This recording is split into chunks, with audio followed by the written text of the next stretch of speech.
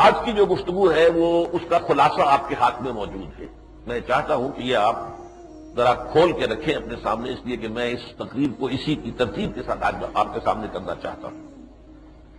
دیکھیے، پہلی بات یہ جو میں نے یہاں بارہا بیان کی ہے اس کا صرف اشارہ کروں گا کہ قرآن مجید میں اشارات موجود ہیں اور احادیث نبویہ میں تصریحات موجود ہیں کہ قیامت سے قبل کل روئے ارضی پر حکومت الہیہ قائم ہوگی، جس کو ہم حکومت الہیہ بھی کہہ سکتے ہیں، نظام خلافت علی منہاج النبوہ بھی کہہ سکتے ہیں، اور دین حق کا غلبہ بھی کہہ سکتے ہیں، جو بھی چاہے کہہ لیں.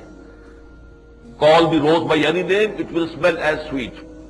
آپ گلاب کے پھول کو نام کوئی بھی دے دیں، اس کی خوشبو تو وہی رہے گی. تو اس حوالے سے آپ کچھ بھی کہہ دیں. یہ حکومت الہیہ کی اصطلاح جو ہے، یہ کرسچین جو ایک ان کی دعا ہے عیسائیوں کی، جو ہماری سورہ فاتحہ کے جو سمجھیے کہ ان کے ہاں متبادل ہیں، اس میں یہ الفاظ آئے: دائی kingdom come, thy will be done on earth as it is in heavens. اے رب، تیری حکومت آ جائے اور تیری مرضی جیسے آسمانوں میں پوری ہو رہی ہے زمین پر بھی پوری ہو، زمین پر بھی تیرا قانون چلے، تیرا نظام ہو. تو اس کو حکومت الہیہ کہہ لیجیے. نظام خلافت اسی کا نام ہے، اللہ کی حاکمیت اور مسلمانوں کی خلافت. کسی کو دین حق کہیں گے، اسی کو نظام اسلام کہیں گے، تو پوری دنیا میں غلبہ ہو کر رہے گا. اس کے اشارات قرآن میں اور صریح جو ہے اس کی خبریں دی ہیں محمد رسول اللہ صلی اللہ علیہ وسلم نے. میں آج اس پر وقت نہیں صرف کر سکتا، مجھے آج کافی لمبی بات آپ سے کرنی ہے. اس سے متصلاً قبل ایک دور ہے، یعنی یہ تو نوید جاں فضا ہے کہ پوری دنیا میں اسلام کا غلبہ ہوگا، اب کل روئے ارضی پر جو ہے حکومت الہیہ نظام خلافت قائم ہو جائے گا. لیکن اس سے پہلے متصلاً قبل ہولناک قسم کی جنگوں کا ایک عظیم سلسلہ ہوگا، جن میں سے ایک جنگ کو حضور صلی اللہ علیہ وسلم نے احادیث میں عظیم ترین جنگ کہا ہے، تاریخ انسانی کی عظیم ترین جنگ. ویسے احادیث کے تتبع سے میں نے جو اندازہ لگایا ہے کہ انگریزی میں دو لفظ آتے ہیں، وار اور بیٹل. جیسے کہ سیکنڈ ورلڈ وار کتنے سالوں تک چلی، لیکن جو بڑی بڑی بیٹلز جو ہوئی ہیں وہ اپنی جگہ پر علیحدہ ان کے نام ہیں. اسی طریقے سے خود حضور صلی اللہ علیہ وسلم کی حیات طیبہ میں 6 سال تک ایک جنگ جاری رہی، وار، قریش کے مابین، آپ کے مابین. غزوہ بدر سے شروع ہو کر فتح مکہ تک صرف تھوڑا سا 1 سال کا وقفہ ہوا درمیان میں صلح حدیبیہ کے باعث، ورنہ یہ ایک مسلسل جنگ تھی. البتہ اس میں لڑائیاں ہوئی، بیٹلز ہوئی ہیں، جو بیٹل آف بدر ہے، بیٹل آف احد ہے. تو ہم چونکہ اردو میں ایک ہی لفظ سے واقف ہیں، جنگ، تو غزوہ احزاب یا غزوہ جنگ احزاب یا جنگ بدر یا جنگ احد جو ہے، لیکن یہ کہ وار جو تھی وہ مسلسل پھیلی. تو میرا یہ خیال ہے کہ جس کی خبر دی گئی حدیث میں الملحمۃ العظمیٰ یا الملحمۃ الکبریٰ، وہ وار کے معنی میں نہیں، بیٹل کے معنی میں، کہ دنیا کی سب سے بڑی لڑائی کہ جس کے اندر انسانیت کا کچھ تو خون ہوگا بہت بڑے پیمانے پر. اسی کی طرف اصل میں سورہ کہف کی پہلی آیت میں اشارہ ہے: الحمدللہ الذی انزل علی عبدہ الکتاب ولم یجعل لہ عوجا قیما لینذر بأسا شدیدا من لدنہ ویبشر المؤمنین الذین یعملون الصالحات ان لہم اجرا حسنا. کل تعریف اس اللہ کے لیے ہے جس نے اپنے بندے پر محمد پر صلی اللہ علیہ وسلم کتاب نازل فرمائی، اور اس کتاب میں کوئی کجی نہیں رکھی، کوئی ایچ پیچ نہیں ہے، کوئی پہیلیاں نہیں بجوائی ہیں. کتاب مبین ہے، قیمن، ہمیشہ قائم رہنے والی اور سیدھی. لینذر بأسا شدیدا من لدنہ، تاکہ خبردار کرتے کہ بہت بڑی جنگ آنے والی ہے، بہت بڑی جنگ آئے گی جس کے اسباب اللہ کی طرف سے خصوصی طور پر پیدا کیے جائیں گے. یہ ہے وہ جنگ جو اب یوں سمجھیے کہ نوع انسانی اس کے دہانے پر کھڑی ہوئی. لینذر بأسا شدیدا من لدنہ ویبشر المؤمنین الذین یعملون الصالحات، ساتھ ہی یہ بشارت دے دے یہ کتاب ان اہل ایمان کو جو نیک اعمال کرتے ہوں گے، ان لہم اجرا حسنا، ان کے لیے بہت عمدہ اللہ تعالیٰ کے ہاں ان کا اجر ہے. ماکثین فیہ، اس اجر میں وہ ہمیشہ ہمیشہ رہیں گے، پھر وہاں سے جنت سے انہیں نکلنا نہیں ہے. ماکثین فیہ ابدا. وَيُنذِرَ الَّذِينَ قَالُوا اتَّخَذَ اللَّهُ وَلَدًا، اور خاص طور پر قرآن نازل ہوا کس لیے؟ تاکہ خبردار کرنے محمد صلی اللہ علیہ وسلم ان لوگوں کو جنہوں نے یہ کہا ہے کہ اللہ نے بیٹا بنایا. یہ جو دنیا میں اس وقت جو موجود ہیں مذاہب، ان میں صرف ایک مذہب ہے عیسائیت، جو جس کی بنیاد ہی حضرت مسیح علیہ السلام کی ابنیت پر ہے. وہ صرف ولد نہیں کہتے، ابن کہتے ہیں. ابن بیٹے کو کہتے ہیں، ایسی بات نہیں حضرت مسیح علیہ السلام کو. یہ اتنا بڑا شرک ہے. کبرت تو ہے سے اسفا. اور دو آیتیں آخری جو ہیں اس کی، وَإِنَّا لَجَاعِلُونَ مَا عَلَيْهَا صَعِيدًا جُرُزًا، اور جو کچھ زمین پر ہے ایک وقت آئے گا کہ ہم اسے چٹیل میدان بنا دیں گے اور جو کچھ ہے اوپر چور چور ہو کر رہ جائے. اس کا ہلکا سا نقشہ، جیسا کہ میں نے جب پہلا جمعہ آیا تھا اس حادثے کے بعد 11 ستمبر کے بعد، تو میں نے عرض کیا تھا کہ قیامت صغریٰ دنیا نے دیکھ لی ہے. قیامت کبریٰ جب آئے گی تو ہمالیہ پہاڑ بھی ایسے ہی ہو جائے گا جیسا کہ اس وقت یہ ٹوین ٹاورز ہو گئے. وہ بھی پہاڑ سے کم نہیں، عمارتوں کے اندر پہاڑ، ہمالیہ پہاڑ کی، پہاڑوں میں ہمالیہ پہاڑ سب سے اونچا تو عمارتوں میں ٹوین ٹاورز سب سے اونچے تھے. اس حوالے سے دیکھیے کہ جیسے کہ سورہ طہ میں فرمایا وَتَرَى الْجِبَالَ فَتَحْسَبُهَا جَامِدَةً وَهِيَ تَمُرُّ مَرَّ السَّحَابِ. تم ان پہاڑوں کو دیکھتے ہو بڑے جمے ہوئے، ٹھوس ہے، مضبوط ہے، لیکن تم دیکھو گے کہ وہ اس دن بادلوں کی طرح چل رہے ہوں گے. اب بادلوں کا چلنا ان لوگوں کو تو معلوم ہے جو ہوائی جہاز میں جاتے ہیں کہ یہاں سے تو ہمیں نظر آتا ہے شاید سالڈ چیز ہے بادل، لیکن جب ہوائی جہاز چیرتا ہوا بادلوں کو نکلتا معلوم ہوتا کچھ بھی نہیں ہے، روئی کے دھنکی ہوئی روئی کی طرح کی کوئی شے ہے جس میں سے ہوائی جہاز نکلا چلا جا رہا ہے. اور یہ نقشہ میں نے اپنی آنکھوں سے دیکھا. وہ ٹاور جو پہلے ہٹ ہوا تھا اس پر پہلی ہٹنگ کے نتیجے میں تو جو اوپر کی منزلیں تھیں اس میں سے سیاہ دھواں نکل رہا تھا، لیکن کچھ دیر کے بعد جب دوسرے ٹاور کے گرنے کے بعد جب اس کے گرنے کی باری آئی ہے تو پھر دیکھنے والے آنکھوں نے دیکھا کہ بالکل بادل، سفید بادلوں کا سا دھواں یا غبار یہ اٹھا ہے اس کے اوپر سے. تو وَتَرَى الْجِبَالَ تَحْسَبُهَا جَامِدَةً وَهِيَ تَمُرُّ مَرَّ السَّحَابِ، جیسے بادل ہوتے ہیں، سفید بادل ہوتے ہیں. بہرحال یہ بھی نقشہ چھوٹا سا ہے جو اللہ تعالیٰ نے دکھا دیا ہے قیامت کا، کہ اس طور سے اس زمین میں ہر شے جو ہے وہ برابر کر دی جائے گی. نہ کوئی اونچائی رہے گی، نہ نیچائی رہے گی، نہ کوئی موڑ رہے گا، نہ ٹیڑھ رہے گی. لا عوج فیہا ولا امتا، نہ کوئی ٹیلا رہے گا نہ کوئی اونچائی. بہرحال یہ جو جنگوں کا سلسلہ شروع ہونے والا ہے، احادیث نبویہ میں اس کے بارے میں بڑی تفاصیل ہے. میں آج اصل میں آپ حضرات کے لیے چند احادیث لے کر آیا ہوں. آج کا میرا یہ خطبہ جو ہے ان احادیث کے درس پر، کیونکہ آپ نے معلومات دیکھا ہے کہ شروع میں نے کہاں سے کیا ہے، یہ نکال لیجیے اپنا اشتہار. قرائن سے معلوم ہوتا ہے کہ احادیث رسول صلی اللہ علیہ وسلم میں قیامت کے قریب جن ہولناک جنگوں، ملاحم کے پیشن گوئی کی گئی تھی. ملاحم کیوں کہتے ہیں؟ لحم کہتے ہیں گوشت کو. اور ملحم، اب بھی اگر آپ جاتے ہیں وہاں سعودی عرب حج کے لیے، عمرے کے لیے، تو ملحم یہ کیا ہے؟ جو قصائیوں کی دکانیں ہیں جہاں گوشت کے ٹکڑے کیے جاتے ہیں، ٹکڑے کر کے ان کو فروخت کیا جاتا ہے، تو وہ ملحم ہے. تو ملاحم کیونکہ جنگوں کے اندر تو گوشت کے ٹکڑے ہوتے ہی تھے، تو یہ ملاحم جو آنے والی ہے پیشن گوئی کی گئی تھی، ان کا سلسلہ شروع ہونے والا ہے. واضح رہے کہ ان جنگوں میں سے ایک کو حضور صلی اللہ علیہ وسلم نے الملحمۃ العظمیٰ، یعنی تاریخ انسانی کی عظیم ترین جنگ سے تعبیر کیا تھا، جس میں لا تعداد انسان ہلاک ہوں گے. اس ضمن میں کچھ احادیث ہیں جو میں آپ کو سنانا چاہتا ہوں. اگرچہ بعض حضرات کا خیال یہ ہے، میں ایک حدیث کے ضمن میں عرض کروں گا کہ یہ جو جنگوں کا سلسلہ ہے یہ آج سے 10 سال قبل شروع ہو چکا ہے. خلیج کی جنگ اس کا نقطۂ آغاز تھی، یہ ایک ریہرسل تھا. صدام کو دھوکہ دے کر دام بچھا دیا گیا اور صدام اس میں آ گیا. وہ سفیرہ جو تھی عورت، جیسے آج ہمارے عورت بیٹھی ہوئی ہے، اسی طریقے سے سفیرہ جو تھی اس وقت عراق کے اندر، وہ اس کا نام کیا تھا، گلاس پائش ہے، وہ عورت جو تھی اس نے کہا صدام سے کہ ٹھیک ہے یہ تمہارا اور کویت کا آپس کا سرحد کا جھگڑا ہے. کویت کا اس کا کہنا یہ تھا عراق کا کہ کویت جو ہے وہ ہمارے آپ تیل کھینچ رہا ہے سلان ڈرلنگ کے ذریعے سے، اپنی سرحد سے اس نے اندر سے اس نے کنواں کھودنا شروع کیا، ٹیڑھا کر کے لے گیا ہمارے ہاں، اور اس سے وہ تیل ہمارا کھینچ رہا ہے. یہ جھگڑا تھا. لہٰذا آپ آگے بڑھے، معاملہ طے کر لیں، آپ کا سرحدی جھگڑا ہے، ہمارا کوئی سروکار نہیں، امریکہ بیچ میں نہیں آئے. اس دھوکے میں صدام آ گیا. پھر جو کچھ اس کے ساتھ ہوا وہ آپ کو معلوم ہے. کتنی بڑی کولیشن، آج بھی اتنے دن جو لگ گئے 11 ستمبر سے آج تک کولیشن بنانے کی فکر ہے. امریکہ اکیلا کو قدم اٹھانے کے لیے تیار نہیں ہے، چاہے وہ سپریم پاور آن ارتھ ہے اور اس کے پاس دنیا کی عظیم ترین قوت موجود ہے، پھر بھی ڈرتا ہے، ڈرپوک ہے. جب تک سہارا نہ ملے، وہ اخلاقی سہارے مل جائیں، کوئی مادی سہارے مل جائیں، کوئی کولیشن بن جائے. ویسی اس کے باپ نے کولیشن بنائی تھی. وہ کولیشن جو تھی وہ بہت بڑی کولیشن تھی، اس میں مسلمان بھی سارے کے سارے شریک تھے، سعودی عرب بھی تھا، مصر بھی تھا، سب تھے، تمام عرب ممالک تھے. وہ اس وجہ سے کہ واقعتاً آن دی فیس آف اٹ جسے کہا جائے گا ایگریشن ہوا تھا. ایک ملک عراق، اس نے دوسرے ملک کویت پر حملہ کیا، وہاں تباہی مچائی اور وہاں لوٹ مار کی، وہاں جو بھی قتل و غارت کیا.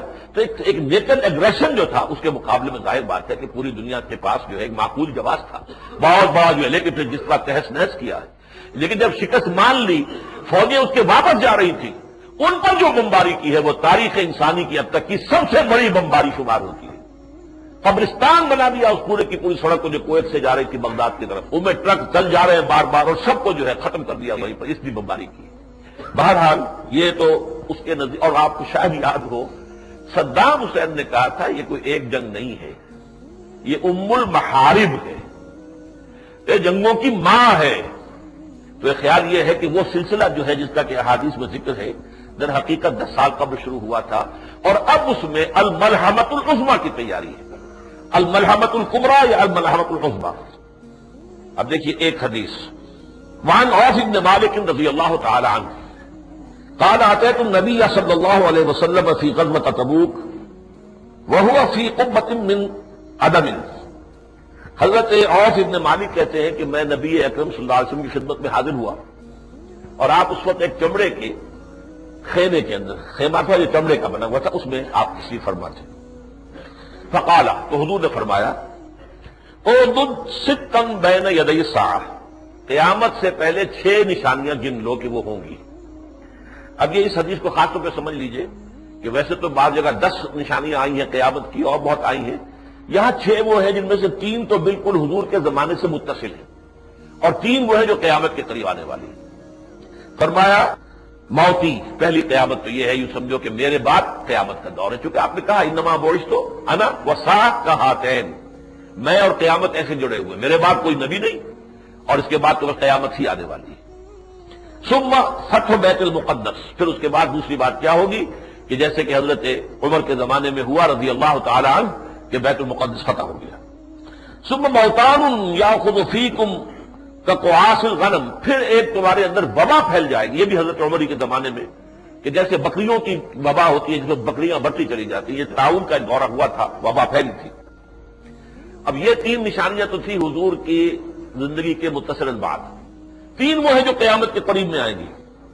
ثم استفادۃ المال، پھر مال اتنا ہو جائے گا تمہارے پاس، دولت اتنی ہوگی، حتی یعطی الرجل 100 دینار فیظل ساخطا، یہاں تک ایک شخص کو 100 دینار بھی دیے جائیں گے تو بھی وہ ناراض ہوگا، یعنی یہ کہ کم دیا تم نے، کسی سائی کو اگر 100 دینار دیے جائیں گے تو اس پر بھی وہ ناراض ہوگا، خوش نہیں ہوگا کہ مجھے کوئی بڑی شے مل گئی۔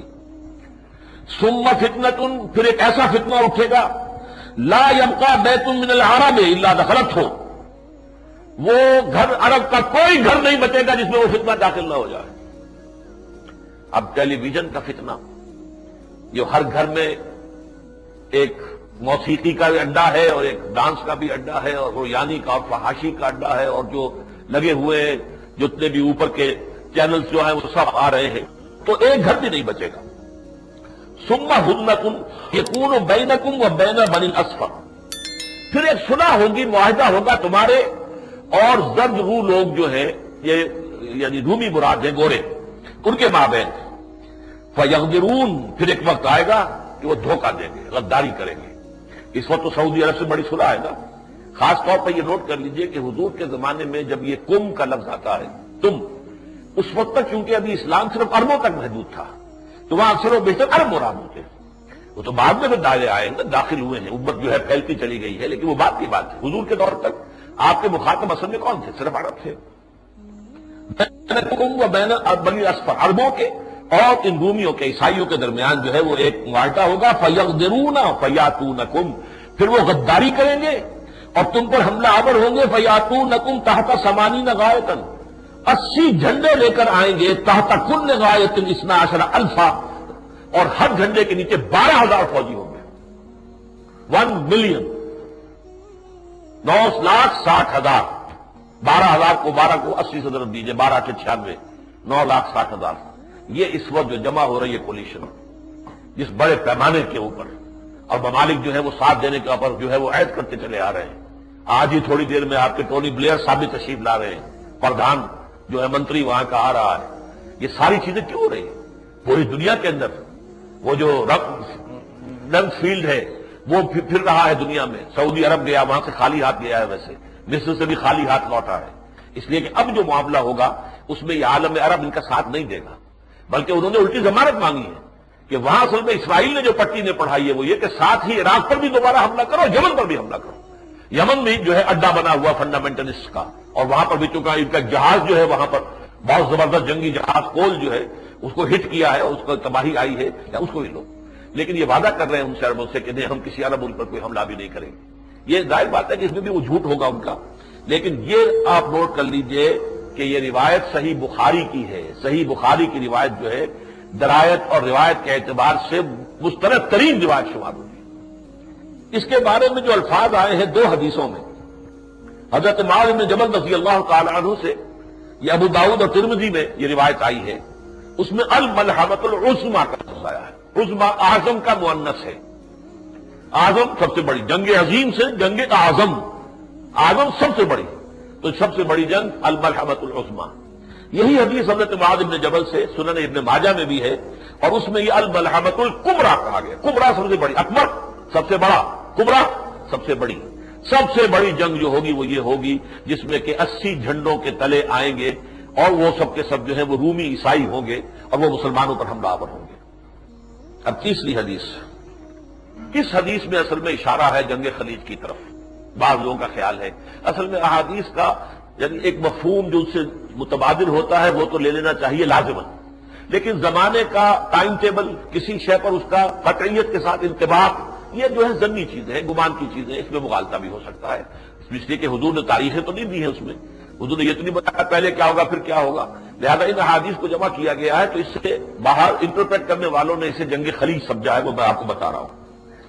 وعن ذی مخبر، یہ حضرت ذو مخبر سے یہ روایت ہے، قال سمعت رسول اللہ صلی اللہ علیہ وسلم یقول، فرماتے کہ میں نے حضور کو یہ فرماتے سنا، ستصالحون الروم صلحا آمنا، ایک وقت ایسا آئے گا کہ تم عیسائیوں کے ساتھ ایک بہت امن والی صلح کر لو گے۔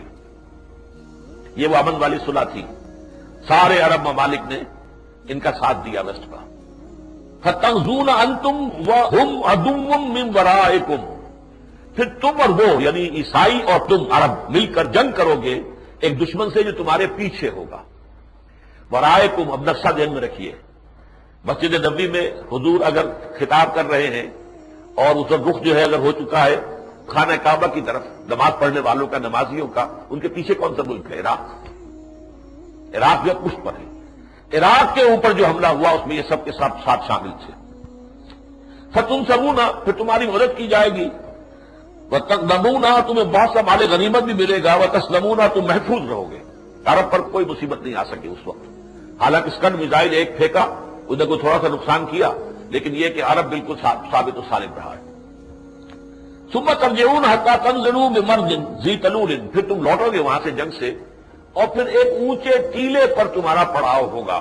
اس کے بارے میں گمان ہے کہ اب جو بیس بنا ہوا ہے امریکن نجد میں، نجد ٹیلے کو کہتے ہیں، اونچی جگہ کو کہتے ہیں، وہاں تمہارا پڑاؤ ہوگا۔ فَيَرْفَعُ رَجُلٌ مِّنْ أَهْلِ النَّصْرَانِيَّةِ الصَّلِيبَ، عیسائیوں میں سے ایک شخص صلیب کو بلند کرے گا، فَيَقُولُ غَلَبَ الصَّلِيبُ، صلیب کی فتح ہو گئی، یہ فتح گویا کہ عیسائیت کی فتح شمار ہوگی۔ فَيَغْضَبُ رَجُلٌ مِّنَ الْمُسْلِمِينَ، تو مسلمانوں میں سے ایک شخص کو غصہ آ جائے گا، غضبناک ہو جائے گا وہ، فَيُدَقُّهُ، وہ اس صلیب کو توڑ کے پھینک دے گا۔ فَعِندَ ذَلِكَ تَغْدِرُ الرُّومُ، اب جو ہے وہ رومی عیسائی جو ہیں یہ اس صلح کے سے بغاوت کریں گے، بے وفائی کریں گے، وَتَجْمَعُ لِلْمَلْحَمَةِ، اور اس عظیم جنگ کے لیے تیاری کریں گے۔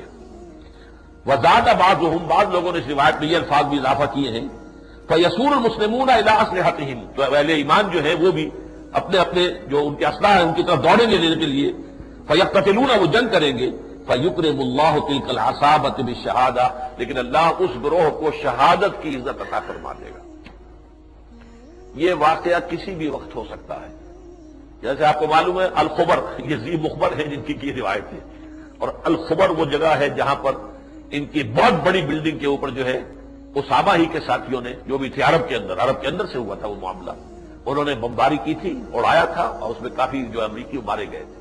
لیکن ایسا ہی کوئی حادثہ کسی اور وقت بھی ہو سکتا ہے کہ جس کے اندر اگر کوئی فتح جو ہے صلیبیوں کو حاصل ہو گئی اور کسی نے کھڑے ہو کر نعرہ لگایا، ایسے کہ وہاں ہے یہودی بھی ہے وہاں پر موجود ہے، نعرہ لگائیں گے کہ فتح ہماری ہو گئی صلیب کی برکت سے، اور کسی مسلمان کو ظاہر بات ہے کہ خون اسرائیل آ جاتا ہے آخر جوش میں، توڑ دیتا ہے کوئی موسیٰ طلسم سامری، تو وہ اس کو اگر توڑ دے گا تو پھر جنگ شروع ہے۔ تو گویا کہ اس حدیث میں اس جنگ کا تذکرہ ہے۔ بعض حضرات کے نزدیک جو 10 سال قبل لڑی جا چکی ہے اور اس کے بعد سے اب تک ان کی صلح چلی آ رہی ہے، لیکن کسی واقعے پر یہ صلح ٹوٹے گی۔ اب آئیے ایک بڑا طویل حدیث ہے عبداللہ ابن مسعود سے رضی اللہ تعالی عنہ، یہ ہے اس ملحمہ کی اصل شکل جو آ رہی ہے۔ یہ مسلم شریف کی روایت ہے، عبداللہ ابن مسعود رضی اللہ تعالی عنہ جو اکابر صحابہ میں سے، فقہاء صحابہ میں سے، عن عبداللہ ابن مسعود رضی اللہ تعالی عنہ قال ان الساعة لا تقوم حتى لا يقسم میراث ولا يفرح بغنیمۃ۔ انہوں نے فرمایا کہ قیامت قائم نہیں ہو سکے گی جب تک کہ ایک ایسا زمانہ نہ آ جائے جبکہ نہ تو میراث تقسیم کی جائے اور نہ ہی کسی غنیمت سے خوش ہوا جائے۔ اب یہ ایک استعارہ ہے، کس بات کے لیے؟ یہ آخر میں آئے گا۔ ثم قال عدو یجمعون لاہل الشام، پھر کہا انہوں نے کہ دشمن جمع ہو جائے گا شام میں، شام کے لیے، شام پر حملہ آور ہونے کے لیے۔ عرب ممالک میں سے آپ کو معلوم ہے صرف شام رہ گیا ہے جس نے کہ اسرائیل سے بھی دوستی نہیں کی، باقی سب نے ریکگنائز کر لیے۔ وہ تو خلیج کی جنگ کے بعد لائن حاضر ہو گئے تھے سب، شام ابھی تک کھڑا ہوا ہے۔ اور اگرچہ اس وقت حکومت وہاں پر ایک بے دین گروہ کی ہے، لیکن گراس روٹس پر وہاں اسلام بہت گہرا ہے، علماء کے اثرات ہیں نیچے کے، اور وہاں کوئی تبدیلی کسی وقت آ سکتی ہے۔ یہ حافظ الاسد کا بیٹا بشار بیٹھا ہوا ہے، لیکن یہ کہ اس کا تختہ الٹنے میں دیر نہیں لگتی، لیکن یہی سب سے بڑا مرکز بنے گا اہل اسلام کا۔ اور یہ جو بائبل کے اندر جو ہے last book of Bible, New Testament, Revelations of Saint John, جو حضرت مسیح کے ایک تو ہے ہم عصر نبی جان یحییٰ علیہ الصلوۃ والسلام، یہ وہ نہیں ہے، ایک حضرت مسیح کے حواریین میں سے جان ہے، ان کی گاسپل بھی ہے، گاسپل اکارڈنگ ٹو جان۔ اسی طریقے سے ان کے مکاشفات ہیں، انہیں اللہ نے کچھ چیزیں دکھائی ہیں، آخر میں جو واقعات ہونے والے ہیں جیسے حضور نے خبریں دی ہیں ایسے ہی ان کو بھی، جیسے ہمارے ہاں شاہ نعمت ولی کی ہیں، آسٹروڈیمس کی ہیں، تو اس طرح کی پیشن گوئیاں جو ہیں وہ حضرت مسیح کے ایک ساتھی حضرت، ان کا نام بھی یحییٰ ہے لیکن وہ نبی یحییٰ نہیں، یہ دوسرے ہیں، ان کی ہے، اور یہ آخری چیپٹر ہے بائبل کے اندر۔ اس میں اسے کہا گیا آرمگیڈون، بہت بڑی جنگ ہوگی، اور آرمگیڈون جو ہے یہ ہر مجد بنا ہوا ہے اصل میں عبرانی سے، ہر کہتے ہیں پہاڑی کو، اونچی جگہ کو، اور مگیڈا یہ در حقیقت ایک وادی کا نام ہے، تو مگیڈا وادی، میگیڈو جو ہے عربی لفظ آتا ہے، یہ اسرائیل اور لبنان کے درمیان ایک بہت بڑا وسیع میدان ہے، جس کی داہنی طرف پھر گولان ہائٹس ہیں، جو کہ شام سے انہوں نے ہتھ آئے تھے 1967 کی جنگ میں، اور اب پہلے جو ہے معاہدہ ہوتے ہوتے رہ گیا ہے، جبکہ کلنٹن صاحب ان کے درمیان بھی صلح کرا رہے تھے، تو چونکہ شام نے کہا ہمیں پورا کا پورا علاقہ جو ہے واپس ملنا چاہیے، جو بھی 1967 کی جنگ میں اسرائیل نے ہم سے جیتا تھا، یہ لے لیا تھا، وہ پورا ملے گا تو ہم صلح کریں۔ وہ پورا دینے کو تیار نہیں تھے یہودی، یہ اسرائیلی، انہوں نے کہا لے لو لیکن یہ اتنا حصہ آپ ہرگز نہیں دیں گے، وہ ہے بہت اسٹریٹجک، وہ نہیں دیا تو اس لیے وہ صلح ان کی نہیں ہو سکی۔ یہی علاقہ ہے جہاں سے کہ حزب اللہ جو گوریلا ایک فورس ہے لبنان کے اندر شیعوں کی ہے، اور ایران ان کے پشت پر ہے، مدد دیتا ہے، انہوں نے جو ہے مسلسل، چونکہ یہاں جا کر اسرائیل نے اپنی فوجوں کے اڈے بنا لیے تھے، لیکن مسلسل چونکہ حملے کیے ان کے اوپر، حزب اللہ نے تو وہاں سے پسپائی ابھی حال ہی میں انہوں نے کی ہے، وہ علاقہ چھوڑ کر واپس آ گئے اس اپنی سرحدوں کے اندر۔ اس میدان میں وہ عظیم جنگ ہوگی، ہرمجدون، یہ ہے در حقیقت وہ اس وادی کے اندر سب سے بڑا اکٹھ ہوگا۔ اب میں اصل میں اپنے ساتھ یہ بھی لایا ہوں، وقت کی کمی کا احساس ہو رہا ہے، یہ ٹرمپٹ جو ہے یہ ایک رسالہ ہے، اسی مرتبہ میں امریکہ سے لے کر آیا ہوں۔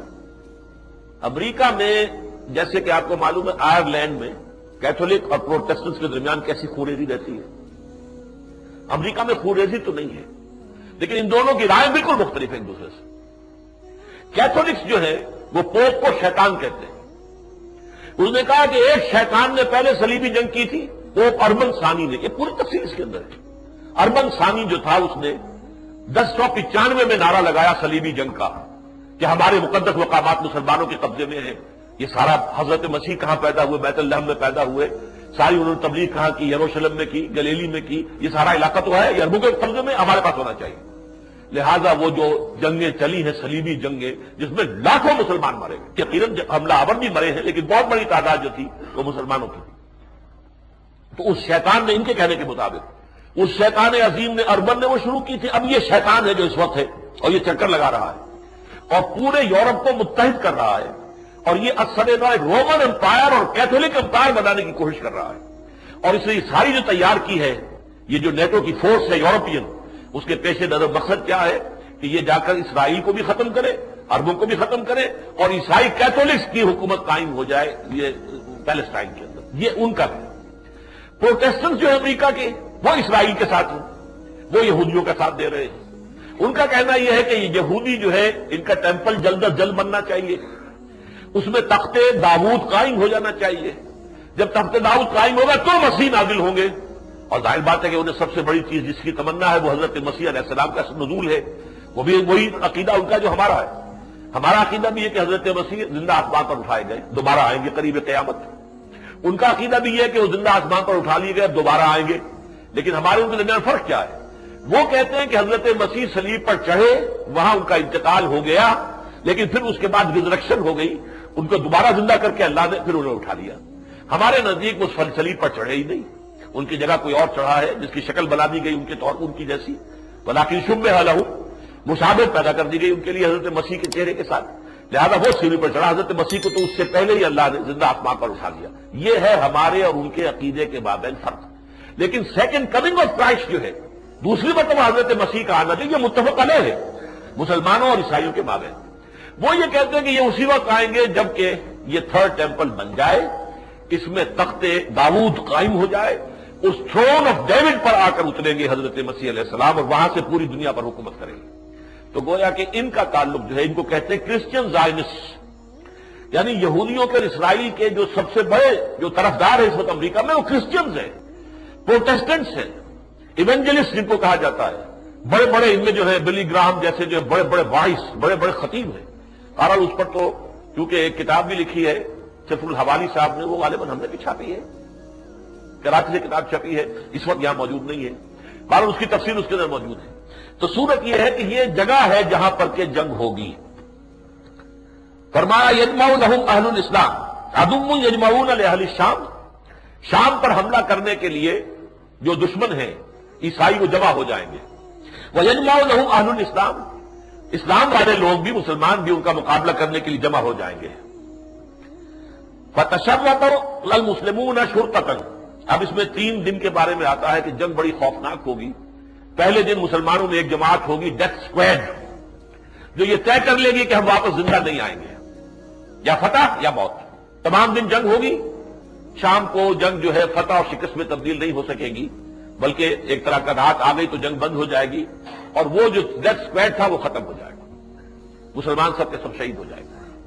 دوسرے دن پھر ایسا ہی ہوگا، پھر کچھ لوگ جو ہے طے کریں گے، عہد کریں گے اور شرط لگا دیں گے یہ کہ یا مریں گے یا فتح، لیکن فتح حاصل نہیں ہوگی، وہ سب کے سب جو ہے فوت ہو جائیں گے، لیکن شکست بھی نہیں ہوگی۔ تیسری مرتبہ بھی یہی ہوگا، لیکن پھر فرمایا چوتھی مرتبہ فَإِذَا كَانَ يَوْمُ الرَّابِعِ، جب چوتھا دن آئے گا، لَهَدَا إِلَيْهِمْ بَقِيَّةُ أَهْلِ الْإِسْلَامِ، پھر تمام جو مسلمان لشکر تھا وہ پورا کا پورا ان پر ایک ہی مرتبہ ٹوٹ پڑے گا۔ فَيَجْعَلُ اللَّهُ الدَّبَرَةَ عَلَيْهِمْ، اللہ تعالیٰ دشمن کی پیٹھیں ان کی طرف کر دے گا، یعنی دشمن بھاگے گا، بے انتہا جو ہے شکست کھا کر بھاگے گا۔ فَيَقْتَتِلُونَ مَقْتَلَةً، پھر وہ جنگ ہوگی، ایسی جنگ ہوگی لم یرا مثلها، جیسی کہ کبھی دنیا میں دیکھی نہیں گئی، اتنی بڑی جنگ ہوگی۔ حتی ان الطائر لیمر بجنباتہم، یہاں تک کہ ایک پرندہ جو ہے چاہے گا کنی کترا کر لاشوں پر سے میں گزر جاؤں، کوئی جنگی زمین مل جائے جہاں لاش نہ پڑی ہو، فلا یخلفہم، وہ لاشوں کے اس جو بڑا ہوا ہوگا اس میں سے نہیں گزر سکے گا، فلا یخلفہم حتی یخر میتا، کہ یہاں تک کہ پھر وہ بالکل تھک کر گر کے پوری لاشوں کے اوپر گرے گا۔ اتنی لاشیں ہوں گی کہ پرندہ چاہے گا، آپ کو پرندے بھی بڑا اللہ تعالیٰ نے حصے لطیف دی ہوئی ہے، کچھ گندے ایسے بھی ہیں، گدھ وہ تو آتے ہی ہیں مردار کے اوپر، جیسے مکھی جو ہے وہ گندگی پر آتی ہے، ایسے ہی مردار کے اوپر آئے گا گدھ، لیکن عام پرندہ جو ہے وہ تو گند کھاتا ہے اس سے، اور وہ جو ہے بچنے کی کوشش کریں گے لیکن جگہ نہیں ہوگی، تھکتے اڑتے اڑتے اڑتے اڑتے اڑتے اڑتے تھک کر گر پڑیں گے، مر کر گر پڑیں گے، اور یہ کہ انہیں جگہ نہیں ملے گی جہاں کہ وہ نیچے اتر سکے اور وہاں کوئی لاش نہ ہو۔ فرمایا فَيُتَعَادُ بَنُو الْأَبْ، اب مسلمان جو ہیں ذرا گنتی کریں گے کہ ہم میں کتنے مر گئے کتنے بچے، تو ایک باپ کے بیٹوں کی جب گنتی ہوگی کانو میتن، تو معلوم ہوگا وہ 100 تھے، ہو سکتا ہے دادا کے پوتے شمار ہوتے ہو، یا عربوں میں تو ایک باپ کے بھی 100 بیٹے کو عجیب بات نہیں ہے۔ یہ جو بن لادن صاحب ہیں ان کے بھائی بھی 40-50 ہیں، 60 ہیں شاید، کچھ پتہ نہیں ہے، اور کنگ عبدالعزیز کے بیٹے جو ہیں وہ جن کی حکومت انہی میں چلی آ رہی ہے وہ بھی 40-50 تھے. کوئی پتہ نہیں یہاں پہ کیا مراد ہے. فَيُتَعَادُ بَنُو الْأَبْ كَانُوا مِئَةً فَلَا يَجِدُونَهُ بَقِيَ مِنْهَا إِلَّا الرَّجُلُ. وہ دیکھیں گے ان 100 میں سے 99 شہید ہو گئے، صرف ایک بچا. فَبِأَيِّ غَنِيمَةٍ يُفْرَحُ. اب آگئی وہ بات جو شروع میں تھی، اب کیا مال غنیمت سے خوشی حاصل ہوگی؟ جس باپ کے 99 کھیت رہے ایک رہ گیا، ان کو مال غنیمت کی کیا خوشی اسے ہوگی؟ اور آئیے میراث یقسم، یا کون سی میراث کی اب تقسیم ہوگی؟ تو مسئلہ ختم ہو گیا. اتنی بڑی جنگ ہے جس کا کہ نقشہ کھینچا گیا. رواہ مسلمون، مسلم شریف کی روایت ہے یہ. میں اس لیے کہہ رہا ہوں کہ عام طور پر لوگ جو ہے ذرا حدیثوں سے کچھ زیادہ دلچسپی نہیں رکھتے، تو میں متن لے کر آیا ہوں ساتھ آج کچھ لانے کے لیے. ظاہر بات ہے کہ یہ جنگ جو ہونے کی الملحمۃ العظمیٰ صاف نظر آ رہا ہے. اس کے بعد ایک سیکنڈ فیز آئے گا، وہ میرا آج کا موضوع نہیں ہے. ملحمۃ العظمیٰ میں سمجھتا ہوں کہ اب تلی کھڑی ہوئی ہے، زیادہ دور نہیں ہے. اس کی وجہ کیا ہے وہ بھی میں ابھی آپ کو بتاتا ہوں. لیکن یہ کہ اس جنگ کا دوسرا دور پھر وہ ہوگا جب عیسائیوں کو مسلمانوں کے ہاتھوں شکست ہو جائے گی، پھر اسرائیل کھڑا ہوگا. پہلے مرحلے پر اسرائیل کو یہ چپ کر کے بٹھائے رکھیں گے جیسے خلیج کی جنگ میں بٹھائے رکھا. خلیج کی جنگ میں ان سب نے کہہ دیا تھا کہ تم خاموش رہو، تم نے اگر حصہ لیا تو تمام مسلمان جو ہے میدان میں آ جائیں گے، پھر ہماری کولیشن ٹوٹ جائے گی، عرب جو ہے پھر ہمارا ساتھ نہیں دیں گے. لہذا انہیں شامل نہیں کیا. ساری جنگ لڑی ہے، ویسٹرن جتنے بھی تھی قوتیں انہوں نے جنگ لڑی، لیکن کیا لڑی ہے؟ جنگ لڑنے کی نوبت تو آئی نہیں. تہس نہس کر دیا اوپر سے ایریل بمبارڈمنٹ کے ذریعے سے، اور ان کے رادر سارے جام کر دی. ساری ان کے تو ہتھیار نکمے ہو کر رہ گئے تھے عراق کے. بہرحال لیکن اب بھی ایسا ہی ہوگا. اسرائیل سے یہ کہیں گے تم بیٹھے رہو، تم مت بولو، ہم تمہاری جنگ لڑ رہے ہیں. لیکن جب یہ کہ یومیوں کو شکست ہو جائے گی تو پھر اسرائیل اور ان میں کھڑا ہوگا ایک مسیح الدجال.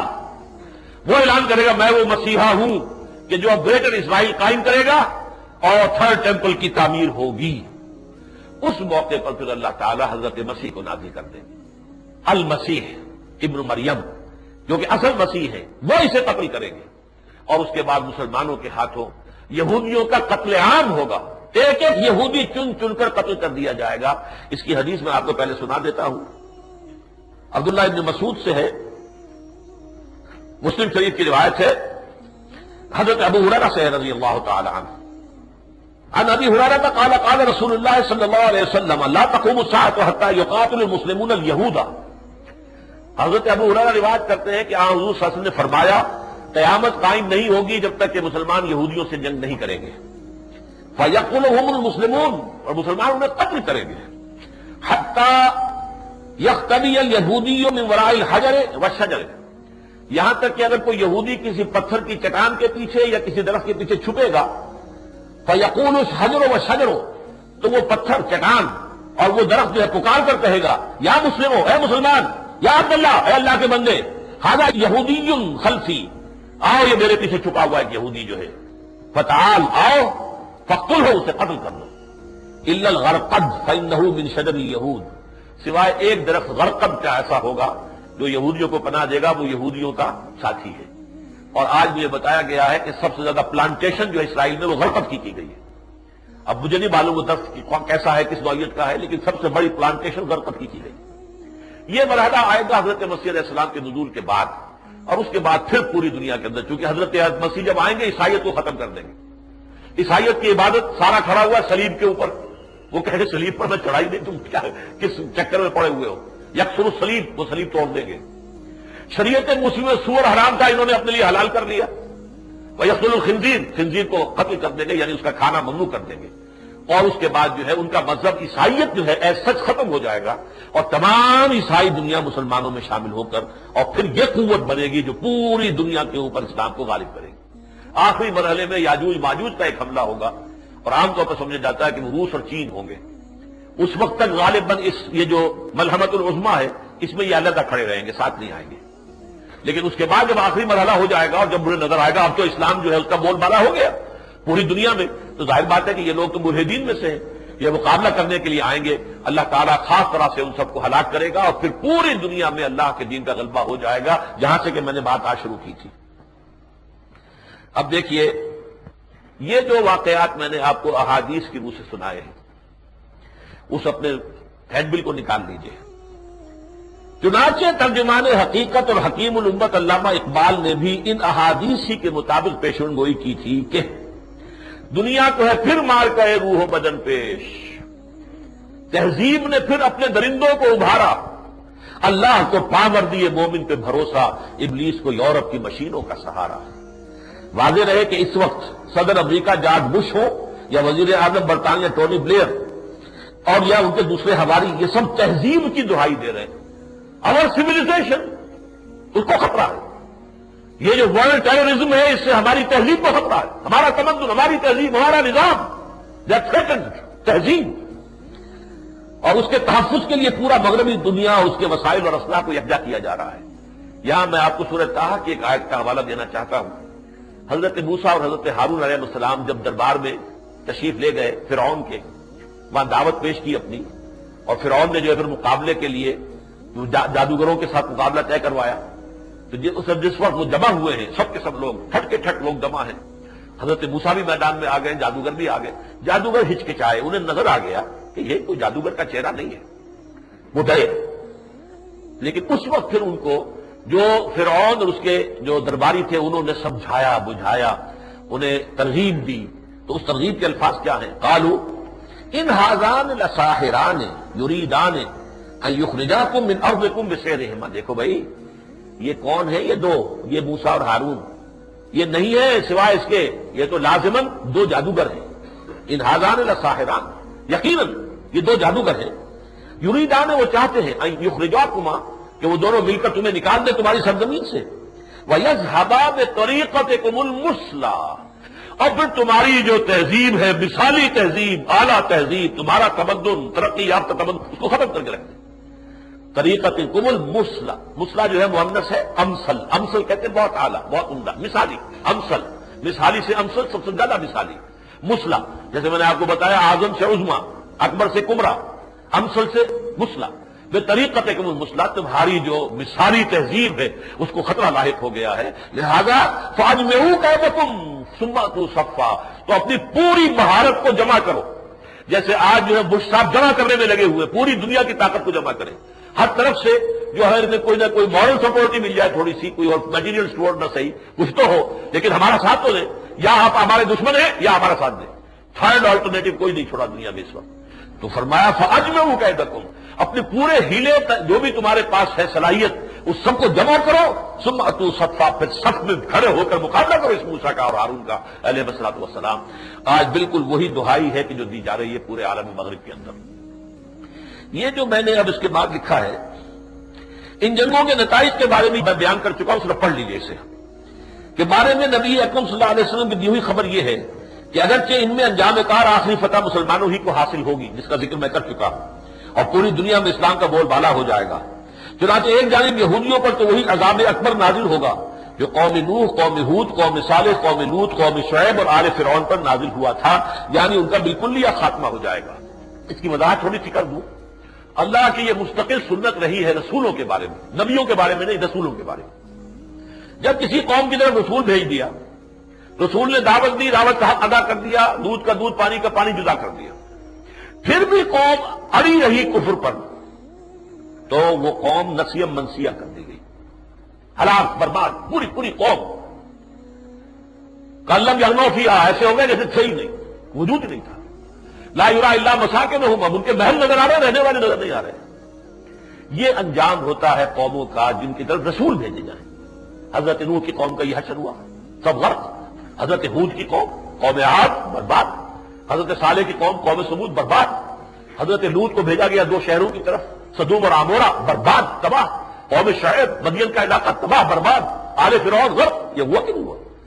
اسی سزا کے مستحق یہودی ہو چکے ہیں اور آج سے 2000 سال قبل ہو چکے ہیں۔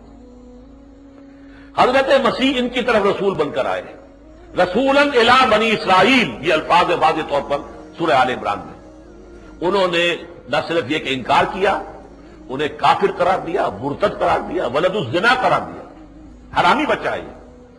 مریم کی شادی نہیں، رشتہ ہوا تھا صرف یوسف نجار سے، اور انہوں نے پہلے ہی جو ہے وہ تعلق قائم کیا جنسی، اور اس سے یہ پیدا ہوا ہے، تو حرامی ہے۔ یہ ساری باتیں کس کے لیے کہیں؟ جن کو قرآن کہتا ہے روح منہ، کلمۃ اللہ، اللہ کی ایک عظیم نشانی، لہذا اور پھر اپنے بس پڑتے سولی پر چڑھوا دیا۔ یہ دوسری بات ہے، اللہ نے کیا کیا؟ اللہ نے زندہ اٹھا لیا۔ جس نے غداری کی تھی، جوڈاس اسکریوٹ، اس کی شکل بدل دی، حضرت مسیح کی تھی، لہذا اس کی سزا ہونی چاہیے تھی، لہذا وہ سولی چڑھ گئے۔ حضرت مسیح کو پہلے ہی اس باغ سے جہاں آپ روپیش تھے 4 فرشتے اترے ہیں، اور یہ بھی بائبل میں ہے، لیکن وہ بائبل ان کے ہاں مستند شمار نہیں ہوتی۔ وہ بائبل ہے برنباس کی، برنباس بھی حواریین میں سے ایک ہے، ان کی بائبل کو یہ نہیں مانتے، ملی انہی کی لائبریری سے، پوپ کی لائبریری سے اس کا نسخہ برآمد ہوا ہے، اور اب وہ دنیا میں چھپی گئی ہے، gospel of the Lord according to Saint Barnabas, اس کے اندر یہ ساری باتیں جو میں بتا رہا ہوں، ورنہ نہ قرآن میں نہ حدیث میں، کہ وہ اس باغ میں جہاں آپ روپوش تھے وہاں سے ایک حواری جو ہے بھاگ کر گیا ہے اور جا کے پولیس والوں کو لے کر آیا ہے کہ میں جاؤ، میں پہنچا دیتا ہوں تمہیں جہاں جو عیسیٰ چھپا ہوا ہے وہاں لے آیا ہے۔ لیکن یہ کہ حضرت مسیح اس وقت کمرے کے اندر کوئی کوٹڑی سی تھی باغ میں جس میں کوئی اوزار وزار رکھے ہوتے ہیں، کھرپی چھپی، وہاں آپ اللہ کا ذکر کر رہے تھے۔ باقی حواری 11 جو ہے وہ سو گئے تھے باہر۔ یہ چپکے سے گیا، اس نے کہا سپاہیوں سے کہ دیکھو میں جس کو کہوں میں جاتا ہوں اندر، تھوڑی دیر کے بعد تم اندر آنا، جس کو میں کہوں اے استاد، بس اس کو تم پکڑ لینا، وہی مسیح ہوگا۔ وہ جب اندر داخل ہوا حضرت مسیح کو اسی وقت 4 فرشتے، چھت پھٹی، 4 فرشتے آئے، حضرت مسیح کو لے گئے، اس کی شکل بدل دی گئی، اسے کیا پتا میری شکل بدل دی گئی، ظاہر بات ہے شکل انسان کی تبدیل ہو جائے تو اسے تو پتہ نہیں چلتا۔ وہ باہر آیا تو اچانک وہ 11 حواری جو سوئے ہوئے تھے اٹھ گئے، اے استاد، میں انہوں نے پکڑ لیا اسی شخص کو، کیونکہ شکل اس کی جو تھی حضرت مسیح۔ یہ ساری تفصیل ہے بائبل میں، لیکن بائبل کس کی؟ سینٹ برنباس کی، سینٹ بتی کی نہیں، جان کی نہیں، یہ 4 ان کے ہاں جو کینونیکلز کہلاتی ہیں ان میں سے نہیں ہے۔ یہ جو دوسری ہے وہ 100 کے قریب بائبلز اور ہیں، 104 میں سے 4 انہوں نے چنی تھی، وہ بھی ایک عجیب لطیفہ ہے، اس کا میں ذکر نہیں کرنا چاہتا۔ یہ عذاب جو ان پر 2000 برس پہلے ڈیو ہو گیا تھا، لیکن واقعہ یہ ہے کہ اللہ تعالیٰ کا اس قوم پر کوئی خصوصی فضل رہا ہے، تبھی تو کہا ہے کہ توانی فضلتکم علی العالمین، اللہ نے رعایت بخشی، اس کو ختم نہیں کیا ان کو، بلکہ جب حضور کی بعثت ہوئی ہے 600 برس کے بعد تو اللہ نے پھر ایک موقع دیا انہیں۔ سورہ بنی اسرائیل کے پہلے رکوع میں ہے عسیٰ ربکم ان یرحمکم وان عدتم عدنا، دیکھو تمہارا رب اب بھی تم پر رحم فرمانے کے لیے تیار ہے، لیکن اگر تم نے وہی سرکشی اختیار کی جو عیسیٰ کے خلاف کی تھی تو ہم بھی پھر وہی کریں گے جو ہم کرتے رہے ہیں۔ وان عدتم عدنا وجعلنا جہنم للکافرین حصیرا ان ھذا القرآن یہدی للتی ہی اقوم، اب یہ قرآن آ گیا ہے، یہ ہے سیدھے راستے کی طرف رہنمائی کرنے والا، لہذا جھٹ پٹ اس کے سائے میں آ جاؤ اور محمد رسول اللہ پر ایمان لے آؤ، ورنہ تم پر پھر وہ عذاب آئے گا۔ وہ عذاب کا وقت ہے جو حضرت مسیح کے ہاتھ میں آئے گا۔ اللہ نے حضرت مسیح کو بھی اٹھا لیا، وہ آئیں گے اب انہی کی نگاہوں کے سامنے، بلکہ ان کی نگاہوں کے ذریعے سے یہودی پگھل جائے گا۔ الفاظ یہ آتے ہیں ایک حدیث کے اندر، جہاں تک ان کی نگاہوں کا یا سانس کا اثر جائے گا یہودی پگھلتے چلے جائیں گے۔ وہ دجال جو ہوگا، دجال اکبر جو مسیح الدجال بن کر آئے گا، اسے حضرت مسیح اپنے ہاتھوں قتل کریں گے۔ اسی دمشق، اسی شام میں، دمشق کی جو مسجد جامع عموی ہے اس کے سفید مینار کے اوپر حضرت مسیح کا نزول ہوتا ہے، تو واقعہ آئے گا، پوری دنیا دیکھے گی اور ان کے سامنے جو ہے یہ واقعات آنے والے ہیں۔ تو یہودیوں کا تو وہی حشر ہوگا، ان کے بالکل یہ خاتمہ ہو جائے گا، اور جس عظیم ترین اسرائیل کے وہ خواب دیکھ رہے ہیں وہ ان کا عظیم ترین قبرستان بن جائے گا، اور دوسری جانب عیسائیت ایک مذہب کی حیثیت سے ختم ہو جائے گی اور پوری عیسائی دنیا اسلام میں داخل ہو جائے گی۔ تاہم ابتدائی مراحل میں مسلمانوں بالخصوص عربوں پر شدید مصائب آئیں گے اور مسلمانوں کو عیسائیوں کے ہاتھوں بہت سا جانی نقصان اٹھانا پڑے گا۔ آخری فتح جو ہے اس سے پہلے اس امت کو بھی کچھ صدا ملنی ہے اپنی بدعمالیوں کی۔ ہم جب بھی انگریزوں سے آزاد ہوئے، فلسطینی اور فرانسیسیوں سے آزاد ہوئے، کہیں اور سے آزاد ہوئے، ہسپانویوں سے آزاد ہوئے، ہالینڈ کے لوگوں سے آزاد ہوئے، کہیں بھی ہم نے آزاد ہو کر اسلام قائم نہیں کیا۔ یہ جرم چھوٹا تو نہیں ہے۔ پہلے ہم کہتے تھے ہم کیا کریں، انگریز کی حکومت ہے، ہم مجبور ہے، ملک جبریت، ہم تو مجبور ہے بالکل۔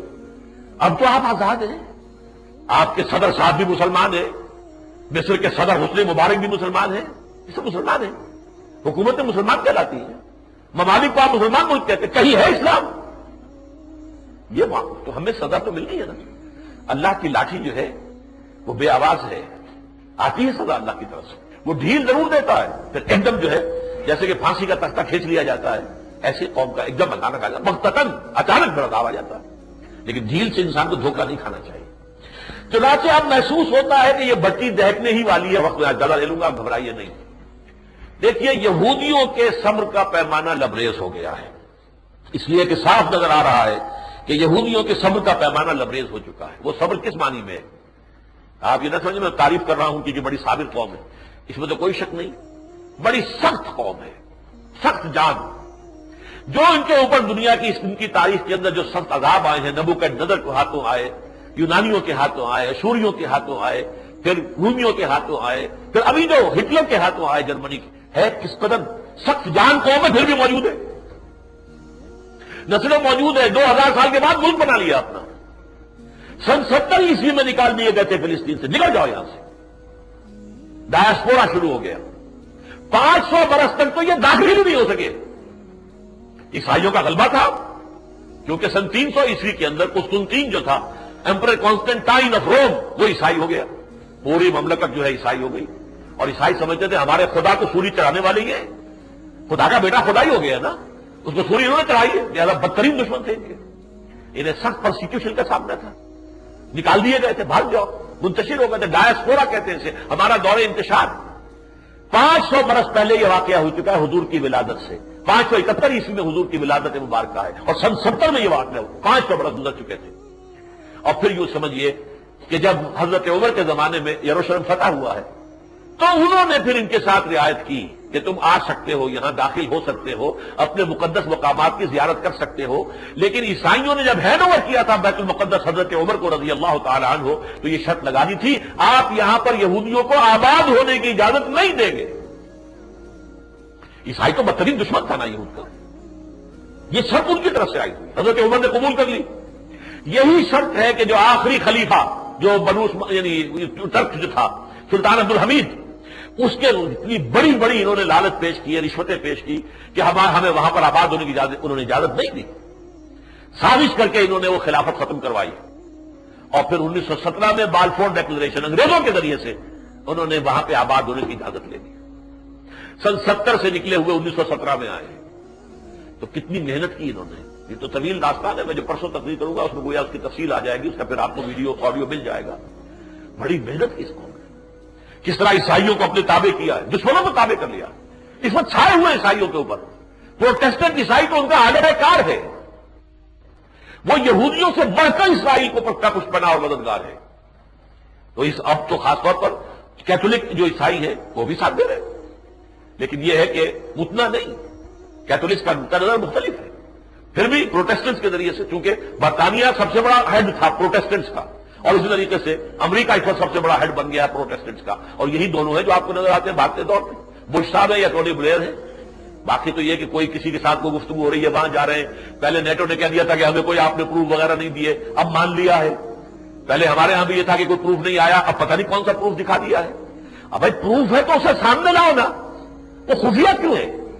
اگر آپ کے پاس اتنا بڑا ثبوت ہے تو اسے، اور طالبان کو بالکل نہیں بتانا، کمال ہے، آپ کا جو ملزم ہے یا مجرم ہے آپ کے بقول وہ طالبان کی تحویل میں ہے، وہ کہہ رہے ہیں ہمیں دکھاؤ، نہیں دکھانا، یہ دکھانا صرف جو ہے جن کی حمایت لینی ہے ان کو دکھا دینا، ان کے گورنمنٹس کو، اور ان سے کہلوا دینا، اور آپ کے ٹیلی ویژن پہ آ جائے گا کہ ہاں ایک ترجمان کہہ رہا ہے کہ کنونسنگ پروف ہے، کیا پتا ہمیں، یہ ان کے چیلے چاٹے ہو کر یہ بات کہہ رہے ہیں یا واقعتاً کوئی پروف ہے؟ اگر پروف ہے تو پھر ڈر کا آئے گا، لاؤ سامنے اس کو، پبلک کرو اسے، پبلسائز کرو۔ بہرحال اب مسئلہ کیا ہے، یہودی اصل میں اب اس نتیجے پر پہنچ چکے ہیں، کیونکہ یہ جو انتفاضہ چلا تھا جبکہ ٹیمپل کی انہوں نے بنیاد رکھنے کی کوشش کی تھی پچھلے سال، اور شیرون گیا تھا، مسجد اقصیٰ میں داخل ہوا، تب سے یہ شروع ہوا دوبارہ انتفاضہ، نوجوان نکل آئے سڑکوں پر، انہوں نے پتھراؤ شروع کیا، اور اسے اب تقریباً 1 سال ہو گیا۔ اس دوران جتنے ظلم ڈھائے ہیں اسرائیل نے، اس کی وجہ سے پورا ورلڈ اوپینین ان کے خلاف ہو چکا ہے۔ ڈربن میں یونائٹڈ نیشنز کے تحت جو کانفرنس ہو رہی تھی، اس میں اسرائیل کو قرار دیا جا رہا تھا کہ یہ ریسسٹ ملک ہے اور ٹیررسٹ ملک ہے۔ ملک ایک تو ٹیررسٹ گروپس ہوتے ہیں، ٹیررسٹ جماعت، یہ ملک جو ہے it's a terrorist state, it's a racist state. امریکہ نے اپنا سارا وزن ڈالا وہاں ڈربن کانفرنس میں، اور بمشکل جو ہے اس ریزولوشن سے یہ الفاظ نکلوائے، یہ آپ کے علم میں ہے کہ نہیں؟ یورپ کی طاقتیں جو ہیں نیٹو، وہ بھی اسرائیل کے خلاف بول رہی تھی، جرمنی نے بھی کہا تھا کہ نہیں یہ بات طرز عمل صحیح نہیں ہے جو اسرائیل نے اختیار کر رکھا ہے، یہ جو رائے عامہ اسرائیل کے خلاف جا رہی تھی، اور دوسری طرف انہیں جو ہے امپیشنس سے یہ چاہتے ہیں اپنا تھرڈ ٹیمپل بنانا، لہذا انہوں نے یہ چالاکی کی، یہ ساری دہشت گردی 99% یقین ہے مجھے کہ یہ دہشت گردی اسرائیل نے کرائی، موساد کے بغیر یہ ہو سکتا ہی نہیں تھا۔ اب تو یہ بات علم نشرہ ہو رہی، میرے پاس 15-20 صفحے کا ایک مضمون آیا ہے شکاگو میں ایک ڈاکٹر امیر علی ہے، انہوں نے پورا جو ہے وہاں کا تازہ ترین نقشہ کھینچ دیا ہے، کیا کیا انہوں نے دلائل دیے ہیں، کیا کیا شواہد پیش کیے ہیں، ان کی حقیقت کیا ہے۔ ظاہر بات ہے میں یہاں تو بیان نہیں کر سکتا اس کو، یہ سارا کا سارا جو ہے چھپا رہے ہیں، اصل بات ان پر واضح ہو چکی ہے۔ ان کا پلان کیا تھا؟ اس سے پہلے کہ ہم کوئی بڑا قدم اٹھائیں فلسطین میں، وہ بڑا قدم کیا ہوں گے؟ ایک تو یہ اب ایتھنک کلینزنگ چاہتے ہیں کہ فلسطین میں سے یہ تنکا ہی مک جائے، فلسطینیوں کو ختم کر دیا جائے، جیسے ہسپانیہ سے مسلمانوں کو ختم کیا تھا، جیسے بوسنیا سے مسلمانوں کو ختم کر رہے تھے، ایسے یہ تو رہیں گے تو یہ تو ہمیں جینے نہیں دیں گے، ہم ان کے 10 ماریں گے تو ایک تو یہ ہمارا بھی ماریں گے نا، لہذا یہ معاملہ چونکہ اب نہیں ہو سکتا سیٹل، کوئی سوال ہی پیدا نہیں ہوتا، لہذا ان کو ختم کرنا ہے یا انہیں دھکیل دینا ہے، اردن میں چلے جاؤ، تمہارا ملک اردن ہے، شرق اردن ہے، تمہارا اس اسرائیل سے کوئی سروکار نہیں۔ یہی ایونجلسٹ کہہ رہے ہیں کہ اسرائیل یہ چھوٹا سا ملک نہیں ہے، پورا علاقہ ہمارا اسرائیل ہے، یہ تو جو بھی اس میں سے فلسطین کی ایک ریاست بنانے کا وعدہ کر لیا تھا امریکہ نے، یہ غلط ہے، اور یہ علاقے واپس کیوں دیے جا رہے ہیں؟ پیس فار لینڈ، لینڈ فار پیس، نو، ہمیں تو اور لینڈ چاہیے، ہمیں تو سارا سینائی پیننسولا لینا ہے، ہمیں مصر سے سارا ڈیلٹا کا علاقہ لینا ہے، سارا شام، سارا عراق، سعودی عرب سے شمالی علاقہ لینا بشمول مدینہ منورہ کے، اور ایک علاقہ خاص ہے ترکی کا، وہ بھی لینا، تم گریٹر اسرائیل بنانا ہے۔ تو جہاں تک یہ معاملہ، اس پر ایک چپلشیم کے مابین ایک اختلاف رائے ہے، لیکن اس پر ان کا اتفاق ہو گیا ہے کہ ہم جلد از جلد اب ٹیمپل بنا دیں گے۔ وہ یہ کہتے ہیں یہودی 34 برس ہو گئے کہ یروشلم پر ہمارا قبضہ ہے، 1967 میں قبضہ ہو گیا تھا نا، پھر بھی ہم اپنا ٹیمپل نہیں بنا رہے، فائدہ کیا ہوا اسرائیل بنانے کا؟ آپ خود سوچئے، اپنے دل میں سوچئے، خدا نہ خواستہ، خدا نہ خواستہ، خدا نہ خواستہ کعبے کے ساتھ کوئی ایسا معاملہ ہو جائے تو آپ کے جذبات کیا ہوں گے؟ کہ ان کا کعبہ ہے، اس کی طرف رخ کر کے حضور نے بھی 16 مہینے نماز پڑھی ہے۔ ٹیمپل آف سولومن ایک دفعہ نبوکدنیزر نے گرایا تھا، پھر بنایا، دوسرا ٹائٹس نے گرا دیا سن 70 میں، جب انہیں نکالا ہے وہاں سے، اب وہ گرا پڑا ہوا ہے، 1900 برس سے گرا ہوا ہے، اب 34 برس سے ہماری اپنی حکومت ہے، پھر بھی ہم نے نہیں بنایا، تو فائدہ کیا ہوا اس قبضے کا؟ لہذا اب یہ 2 کام انہیں کرنے ہیں، ایک اسرائیل سے عربوں کا بالکل خاتمہ، ایتھنک کلینزنگ، جس کو میں نے یہ لکھا ہے، وہ ایک جانب فلسطینیوں کے خلاف کوئی بڑا اقدام کرنا چاہتے ہیں جس کے آگے بوسنیا کی نسل کشی، ایتھنک کلینزنگ مانگ پڑ جائے گی۔ دوسری جانب ہیکل سلیمانی کی تیسری بار تعمیر کے لیے مسجد اقصی اور قبۃ الصخرہ کو شہید کرنے کا فیصلہ کر چکے ہیں۔ چنانچہ 3 اکتوبر کے اخبارات میں یہ خبر آپ پڑھ چکے ہیں کہ انہوں نے کئی ٹن کے پتھر جو ہیں وہ بنائے ہیں، جس سے کہ وہ بنیاد رکھیں گے، اور بنیاد لا کر انہوں نے رکھ دی ہے یروشلم اس کے مسجد اقصی کے پاس، اس کے پہلو۔ مسئلہ بالکل وہ جو ایودھیا میں ہو رہا ہے، رام مندر، اس کی جگہ بابر نے مسجد بنا دی تھی، مسجد گرا دی انہوں نے، اب وہ ٹیمپل وہاں تعمیر کریں گے۔ اسی طریقے سے یہ ہیکل سلیمانی، اسے رومیوں نے گرا دیا تھا، مسلمانوں نے یہاں مسجد بنا لی، قبۃ الصخرہ جو ہے جہاں سے حضور کا آسمانی سفر شروع ہوا ہے جو معراج کا، اس کے اوپر یہ بہت بڑا گنبد جو ہے عبد الملک بن مروان نے بنوایا، اور اس حوالے سے یہ اب ہمارے لیے نہایت مقدس مقام ہے۔ اس میں صلح کیسے ہو سکتی ہے؟ مسلمانوں کے بھی تیسرا حرم ہے، یہ حرم مکی، حرم مدنی اور حرم القدس، یہ تیسرا حرم ہے۔ اس حوالے سے مسلمان اس پر کوئی کمپرومائز نہیں کر سکتا، اور ان کی ساری جدوجہد یہ تھی کہ اس کے لیے ہمیں دوبارہ بنانا ہے اسے، اور گریٹر اسرائیل قائم کرنا ہے، تو صلح کیسے ہو سکتی؟ صلح کا کوئی امکان ہی نہیں، وہاں پر جنگ ہوگی۔ اور تیسری جانب وہ امریکہ کے بھی دباؤ سے نکل جانا چاہتے ہیں۔ یہ ذرا جملہ میرا غور سے پڑھ لیے، امریکہ اگرچہ بحیثیت مجموعی پشت پناہ ہے، مددگار ہے، حمایتی ہے، محافظ ہے اسرائیل کا، لیکن امریکہ کو اپنی عالمی پالیسیوں کے پیش نظر یہ بھی چاہیے کہ عرب بھی اس کے دشمن نہ بنے۔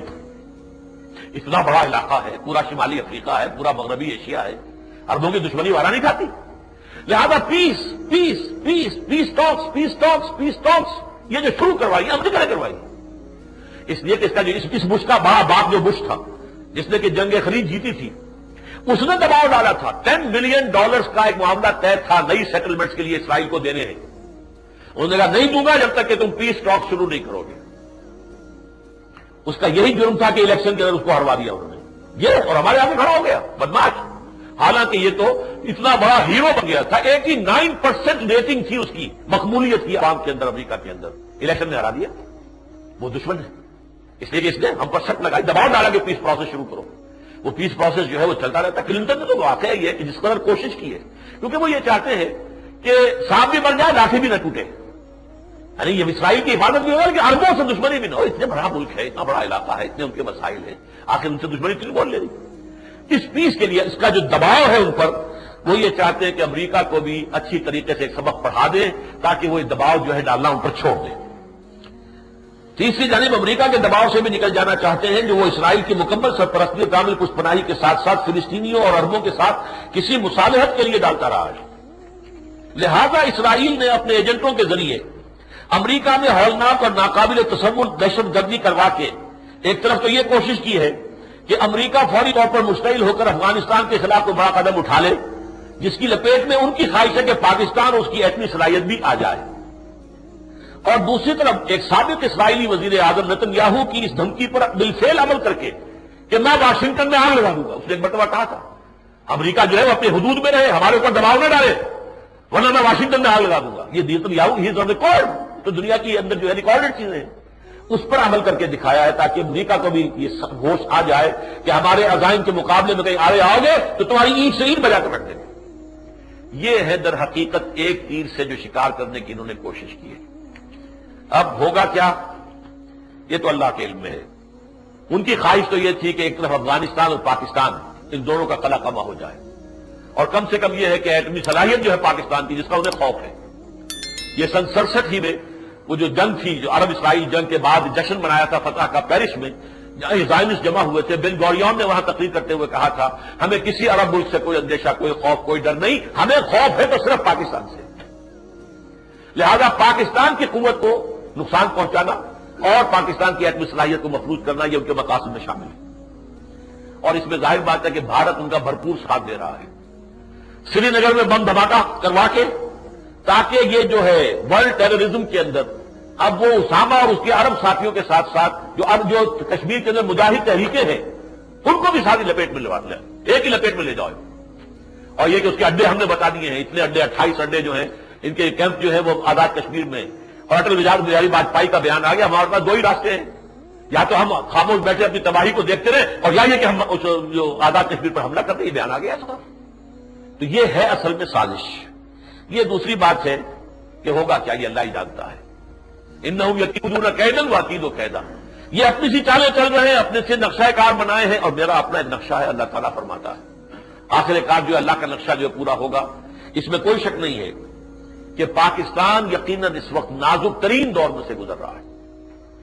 جو فیصلہ کیا ہے مشرف صاحب نے، ہمیں اس سے شدید اختلاف ہے، لیکن ساتھ ہی میں نے یہ بھی کہا تھا کہ میں یہ سمجھتا ہوں کہ وہ اپنی سمجھ کے مطابق پاکستان کے تحفظ کے لیے کر رہے ہیں، اگرچہ یہ تحفظ ہونا نہیں ہے، اس لیے کہ ایک دشمن کو ختم کرنے کے بعد دوسرے کے اوپر ان کا دھاوا آنا ہی آنا، آپ کی ایٹمی پاور پر آنا ہی آنا ہے، کوئی چھوڑنے والے نہیں ہے، اصل تار جو ہے یہودی کھینچ رہا ہے ان کی، لہذا وہ جو چاہیں گے وہ ہوگا۔ لیکن پاکستان میں ایک اندیشہ شدید ہے جو میں مشرف صاحب کے منہ پر کہہ کر آیا تھا کہ اس کا بھی اندیشہ ہے کہ پاکستان میں خانہ جنگی شروع ہو جائے، سول وار ہو جائے۔ جتنے بڑے پیمانے پر جو جلوس نکلا ہے کوئٹے میں، تمام ورلڈ میڈیا نے اس کو لیا ہے، مولانا فضل الرحمان صاحب نے جس کی قیادت کی ہے۔ آج مجھے نہیں معلوم کیا ہو رہا ہوگا راول پنڈی میں، لیکن آج ہی ٹونی بلیئر آ رہا ہے وہاں این اسی وقت، جبکہ مولانا فضل الرحمان صاحب کی طرف سے JUI کی طرف سے ایک جلوس کا اور ریلی کا اور جلسے کا جو راول پنڈی میں پروگرام ہے۔ 5 تاریخ کو ابھی جو ہونا تھا کراچی میں جلسہ دفاع پاکستان اور افغانستان کونسل کے تحت، وہ تو اب غالباً دفاع پاکستان اور افغانستان کونسل تو بیک گراؤنڈ میں چلی گئی ہے۔ اب جماعتوں نے اپنے طور پر، چنانچہ کوئٹے میں بھی JUI نے صرف کام کیا، اور راول پنڈی میں بھی آج کا جو معاملہ وہ JUI کا ہے، وہ دفاع کونسل کے تحت نہیں ہے، اور کراچی میں 12 تاریخ کا طے کیا ہے جماعت اسلامی نے، وہ ان کا جماعت اسلامی کے تحت ہوگا۔ چلیے یہ بھی غنیمت ہے کہ ہر جماعت اپنی جگہ صحیح کام کر رہی ہے، لیکن حکومت کو جس طرح کی وارننگز دی جا رہی ہیں، اور میں جو الفاظ کہہ کر آیا تھا مشرف صاحب سے، وہ واقعہ ہو سکتا ہے، امریکہ تسلیم کر رہا ہے کہ ہو سکتا ہے، پاکستان ڈی اسٹیبلائز ہو سکتا ہے۔ اس لیے ہم یہاں کم سے کم مدد لیں گے پاکستان سے، سارا چکر لگا رہے ہیں، یا تو عمان سے، مسقط سے، وہاں سے جو ہے سب سے بڑا وہ بالکل 100% وفادار ہے برطانیہ کے، ادھر سے وہ ازبکستان سے لگا رہے ہیں، وہاں سے کہیں یہ دو جو ہے یہ ان کا شمال اور جنوب سے، شاید وہ پاکستان کو اس معاملے کے اندر وہ نہیں چاہتے کہ مشرف کی حکومت ختم ہو، لیکن یہ ہو سکتا ہے، خدا نہ خواستہ اگر کہیں اس میں واقعتاً حملہ وہاں پر ایسا ہوا کہ بڑے پیمانے پر ہلاکتیں ہوئی، تو جو طوفان پاکستان میں اٹھ سکتا ہے اس سے ہو سکتا ہے کہ پاکستان ڈی اسٹیبلائز ہی نہ ہو، ختم ہی ہو جائے۔ اس لیے وہ کہیں گے پاکستان ڈی اسٹیبلائز ہو گیا، اب UN کی فوجیں داخل کر دو یہاں پر، یہاں تو وہی خانہ جنگی شروع ہو گئی ہے۔